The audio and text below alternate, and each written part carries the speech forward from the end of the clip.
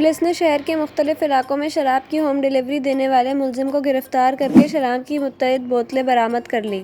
SSP east Abdul रहीम शराजी के मुताबिक ये कार्रवाई टीपू सुल्तान थाना की एसएचओ इंस्पेक्टर उस्मा खान ने टीम के हमरा की। पुलिस के मुताबिक पुलिस पार्टी ने गश्त के दौरान रेलवे के चनेसर हॉल फाटक के करीब कार्रवाई की, जिसमें मुलजिम को गिरफ्तार किया गया, जिसकी शनाख्त संतोष के नाम से हुई। मुलजिम ने बताया कि वो गार्डन का रिहायशी और कोरंगी नंबर 4 में वाक़ वाइन शॉप पर काम करता है। ड्यूटी ख़त्म होने के बाद वो अपने मखसूस ग्राहकों को इनके घरों तक शराब की डिलीवरी देता है। पुलिस का कहना है कि मुलजिम संतोष के खिलाफ मुकदमा दर्ज करके मज़ीद तफ्तीश शुरू कर दी गई है।